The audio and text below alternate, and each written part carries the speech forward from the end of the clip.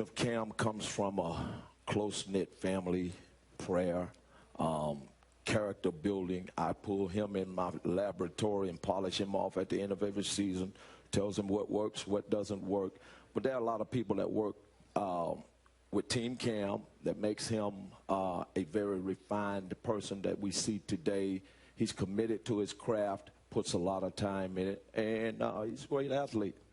No question. When you say you polished him off and really addressed what concerns he may have had, coming into this season, what did you do in the off season when it comes to that polishing? That has changed. Obviously, they were 7-8-1 last year. He was 5-8-1 as a starter. Now they're 15-1. That's a huge, huge difference. What was the difference? What did you do? Contrary to popular belief, as a father, I'm not just necessarily Cam's fan.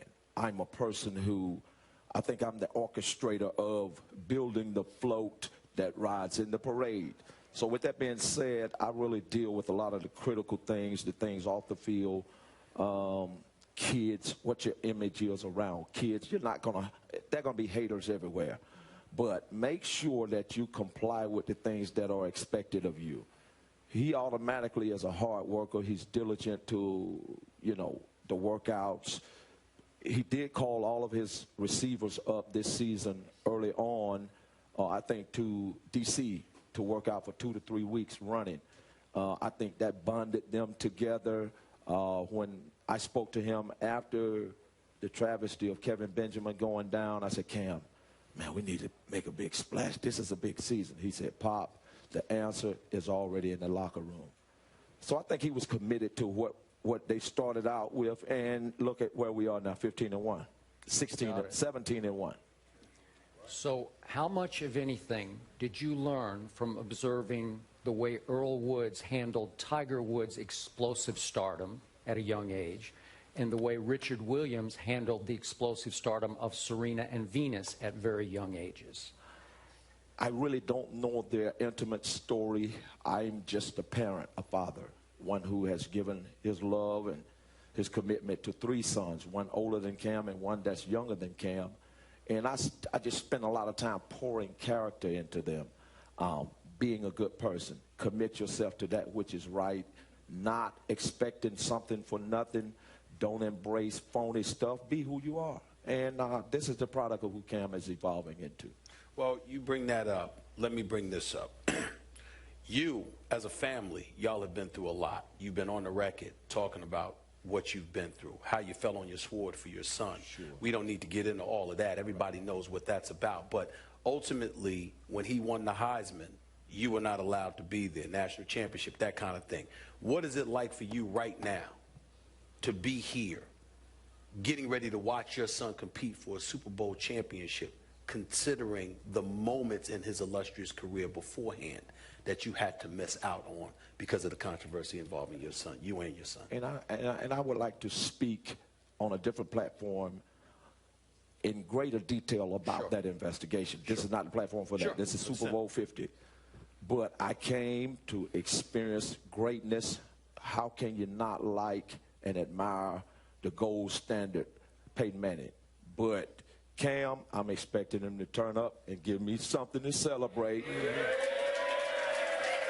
Denver Bronco fans, this ain't the year. I'm sorry.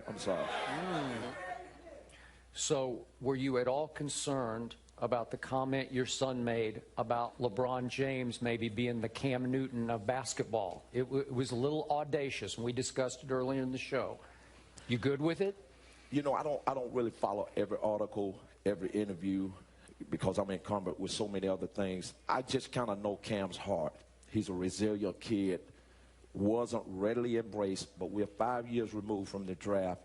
We're experiencing a great opportunity to stand before the eyes of America and globally and make an impact on a younger generation, not just the fuddy-duddies my age, but the younger generation. And they're celebratory. They like action. They like a lot.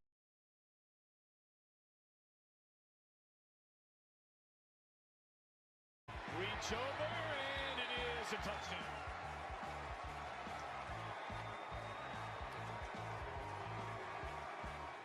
It didn't sit well with Titans linebacker Avery Williamson, which is ironic considering his stance on celebratory dances after sacking Newton in the third quarter.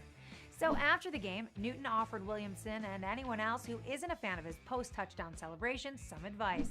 I'm a firm believer, if you don't like me to do it, then don't let me in the end zone. When Von Miller stripped it away from him, again, but rather than trying to recover the football, Newton took a step back before putting in a mediocre effort to retrieve it.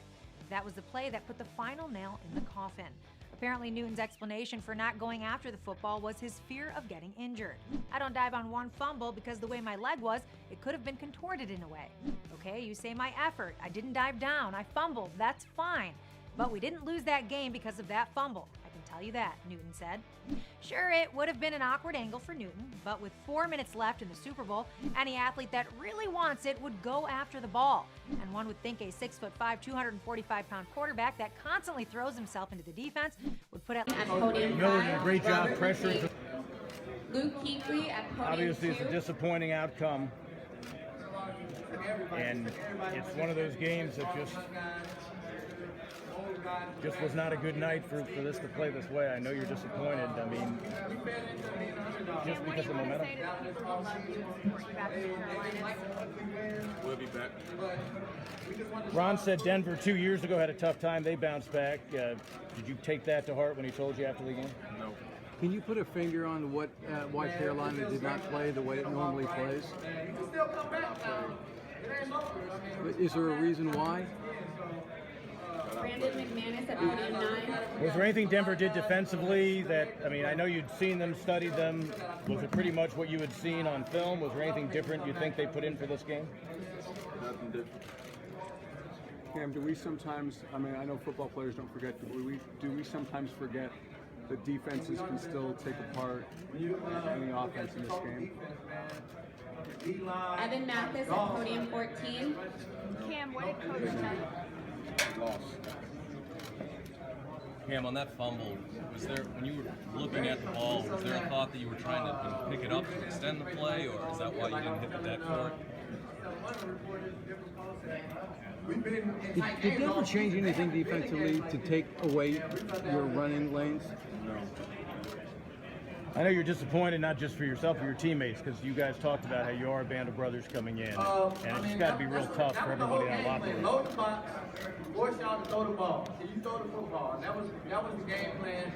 Load the box, one man outside. They got a couple of big plays, but I feel like and Roby, come back and make more plays.